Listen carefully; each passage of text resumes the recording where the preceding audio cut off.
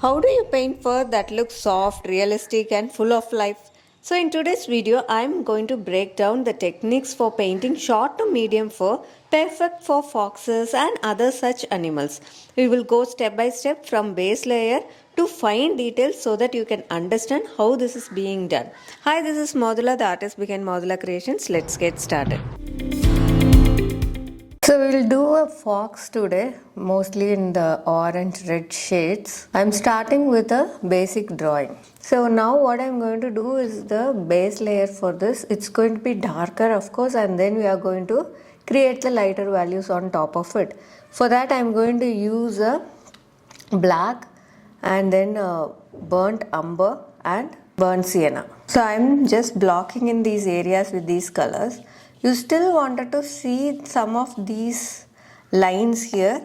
So you can have these two colors or three colors alternatively, and just by alternating it you will be still be able to see the values there. I usually prefer to block in with a darker color, but it's just up to you. If you want, you can also block in with a middle shade. So it depends on the object. Sometimes, especially for animals, it's very easy to block in with the darker shades and go lighter so that we can create the fur. The blocking in really makes the next step very easy.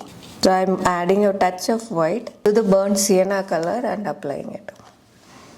So for the background here, I'm going to use a cobalt blue, piney grey and white. If you're new to acrylics, here is my free guide on color mixing for beginners, which has all the basics and tips for color mixing. You can download it from the link guide.modulacreations.com. I will also leave a link in the description below.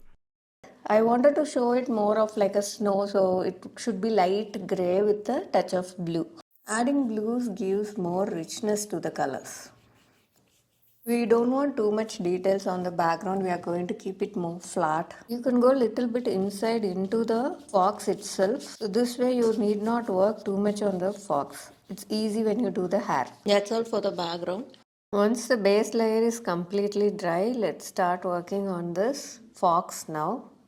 So for this, first let me define the eyes. I'm just using a black here and mixing it with a burnt umber, so it's going to be a very darker brown. I just want the placement here. This allows me to work on the remaining areas. I'm going to finish off the body and then come back to the face. I'm using a burnt sienna and a cad yellow.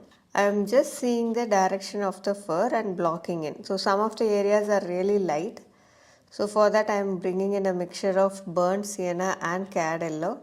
When you finish this step, you will have a softer looking hair in this area.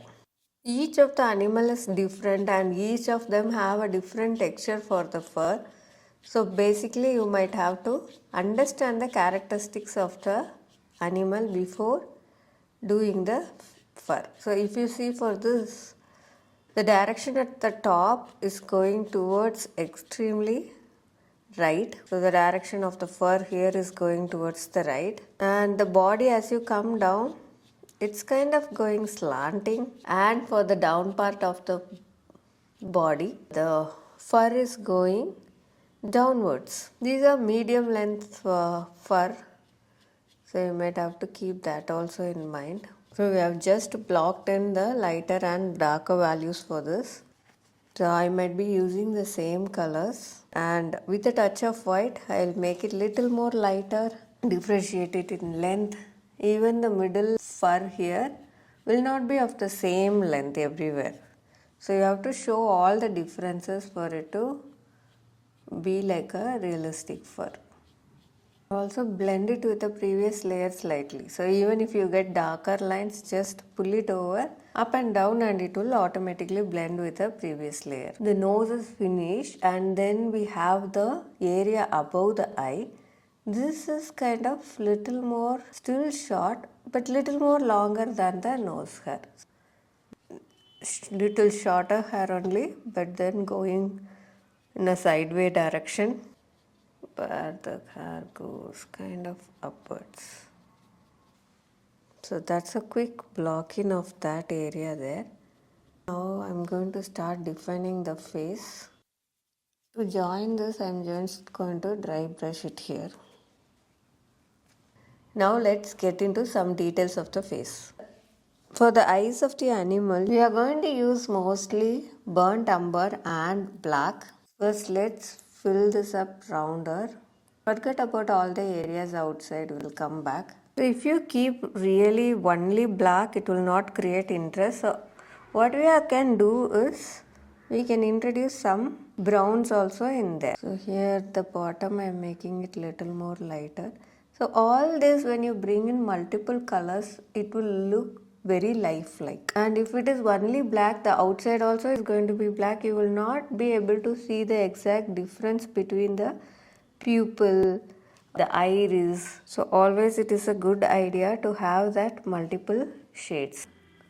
Now for the eyes highlight, don't keep it fully white. Give at least 2 shades. I'm going to give a blue and a grey and a white. This will make it look more real. Same way we can finish off this eye. So I'm mixing a white, a touch of cobalt blue and finest grey. So you have to be very careful when doing that area. Now let's start working on the nose. So here also you will have a highlight and darker and lighter areas. So I'm taking grey. So I'm mixing white, finest grey and a touch of blue for the highlights of the nose. Same way the whole inside the nose is going to be black, and around it will have that highlight. So the whole will be mostly kind of a C curve. Now that the base layer of this is completely dry, we can start working on the more lighter colors. Additionally, I am also going to use a cad red and a scarlet lake here. Along with this, we also need white. So I am going to use this in varying degrees. Like at some places I will make with a red and some places I will make with a cad red. This gives more interest to the subject. So now let's start doing the ears. First I am defining the ears edges, and then we have to add the hair inside. For the inside of the ear, we will also add a touch of black to show it more darker here. Same way this side also we will add burnt and a touch of black. I am adding white here. So here the hair is more of a white. But adding directly white will not make it look good. We have to add a bit of grey and then work on white on top of it. Whenever you are doing these hairs, you need not exactly worry about the exact color, but the value has to be right. The angle, the direction, that is what you have to be very careful about. That's because in the next layers we can correct it with the next technique. Take a dry brush and blend it inside. When you see the direction of the hair in the ears, the starting place will have it in a different direction. It will go in the direction of the edge of the ear on this surface. So just follow that. As you build up layers like this, it will look more and more real. This brighter hair here will make the ear look little bit rounder because we have darker colors on both the sides. Now we have to do the same thing that we did for the first ear. I'm kind of using the same colors to build this up. I only have another additional lighter color. This area here, as you can see, is very light, but if you give that color directly, it will not look rich. So we might have to develop it little bit and then we can maybe glaze on top of it with the lighter shades. Now let's finish the body and come to this side of the face. So the colors are going to remain similar. I'm using a size 4 round brush. As I told you, you can use any brush that you are comfortable doing with. Round brushes, or you can use your flat brush also sidewise to create smaller lines. Now I am going to take my dry brush and slightly mix them up. The legs are mostly darker in color, so we will stick to a black and a burnt umber combination, and for the lighter shades we will slightly mix white with that and do the hair here. Don't use any very bright colors here. Now this is kind of set. We are going to do one more layer on top of it with the most lighter shades. So first let's finish this area and then we will start doing the hair of the head. So I am mixing Naples yellow, lemon yellow and white to get the brighter parts of the hair.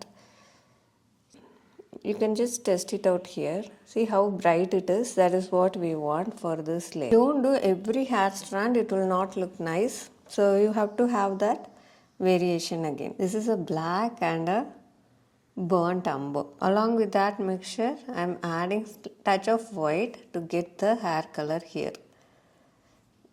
Now let's come to the face area. So this side of the face we will have to finish. For this we are using the color that we used previously, the cad red and yellow combination with the white. So below the ear, here it has to come little bit outside. So this has to be brighter than your below layer. That's why we are completing that layer and coming here. So this is with a touch of burnt umber, white and black. In this hair I want kind of an orange shade. So I'm just going ahead with the orange glaze on top. You can make areas darker. After finishing the lighter layer, I'll also show you how to make the areas darker. So we can use the same technique to make some of these hairs darker. Here I'm using a burnt sienna. We will bring in more darker colors. This is burnt umber. So the below part of the body I want it darker.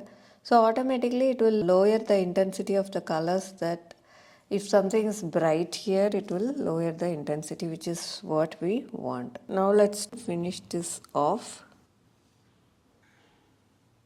Let's sign the painting. If you have any doubts, please post it in the comment section below and I'll be happy to help. If you got value from this video, then do like and do subscribe to the channel. If you want to paint a very short fur, watch the video here. Or if you want to exactly know how to paint both long and short fur in detail, then watch the video here. Happy painting. Bye from Modula.